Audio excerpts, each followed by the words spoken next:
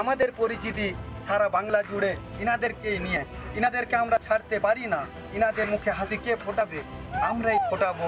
ঝাড়গ্রাম বিধানসভা কেন্দ্রের বিজেপি প্রার্থী লক্ষ্মীকান্ত সাউ, তিনি দেখা যাচ্ছে 11 নম্বর ওয়ার্ড সেরে এই মুহূর্তে 13 নম্বর ওয়ার্ডের যে লোধাসবর অধ্যুষিত সেই কাটাবাড়ি এলাকা, যেখানে অনুন্নয়নের ছবি আমরা বারবার তুলে ধরেছি, সেই কাটাবাড়ি এলাকাতেই তিনি এই মুহূর্তে নির্বাচনী প্রচার সারছেন। এই মুহূর্তে দেখা যাচ্ছে লোধাসবর সম্প্রদায়ের যে দুরাবস্থা বা তাদের যে বাড়ি, তার মধ্যেই প্রবেশ করছেন বিজেপি প্রার্থী লক্ষ্মীকান্ত সাউ।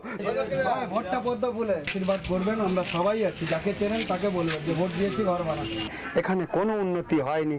আপনারা দেখছেন ক্যামেরায় কীরকম অসহায় অবস্থায় রয়েছেন, এবং মোদিজির টাকা পাঠানো কোটি কোটি টাকা জনজাতি সমাজের জন্য, এই সমাজের জন্য, লোধা সবর সমাজের জন্য সমস্ত টাকা তৃণমূলের নেতারা আত্মসাৎ করেছেন। সরকারে আসার পর ইনাদের যাতে ভালো উন্নয়ন করে দিতে পারি, সেই আশীর্বাদটা আমি চাইছি। বিজেপি সরকার ক্ষমতায় এলে এই সমস্ত এলাকায় যেমন একদিকে নিকাশি ব্যবস্থা থেকে শুরু করে আবাসের বাড়ি সমস্ত উন্নয়ন পৌঁছে দেবেন দোরগোড়ায়, এমনটাই আশ্বাস দিলেন।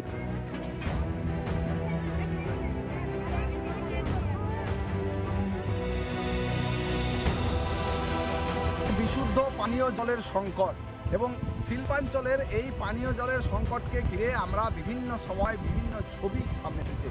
দেখা গেল এই নির্বাচনের মুখে যখন বিজেপি প্রার্থী তার এলাকায় নির্বাচনী প্রচারে গেলেন, কার্যত তার কাছে কেঁদেই ফেললেন পরিশ্রুত পানীয় জল না পেয়ে এলাকারই এক বাসিন্দা, এক বৃদ্ধ। জল খেতে পেয়েছি স্যার, জল যদি পারেন একটু দিবেন, খুব কষ্ট।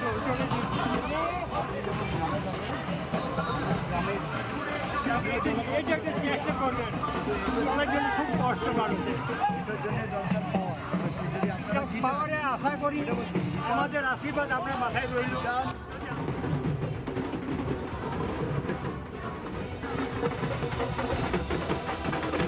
এখন আসছে দূষণ জল, এই দূষণটাকে এই সরকার বন্ধ করতে পারে না। এর আগে সরকারকে জানিয়েছেন, মানে যে সরকার তো দেখছি, সরকারকে আপনাদের এখানে আমরা বলেছি, প্রতিনিধিকে বলেছি, প্রতিনিধিদের বলা সত্ত্বেও কোনো কাজ হয় না। পানীয় জলের যে করুণ অবস্থাটা এলাকার, তা কিন্তু এই বৃদ্ধ যে ব্যক্তি, তার যে কেঁদে ফেলা, চোখে জল পড়ার মধ্য দিয়ে যে পানীয় জলের পরিশ্রুত পানীয় জলের সংকটের জায়গাটা ঠিক কোন পর্যায়ে, তা কিন্তু এদিন সামনে এসেছে। জল খেতে পেয়েছি স্যার, জল যদি পারেন একটু দিবেন।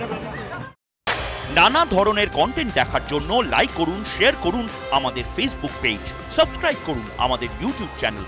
পাশাপাশি অন্যান্য ব্রেকিং নিউজের জন্য অবশ্যই চোখ রাখুন রিপাবলিক বাংলায়।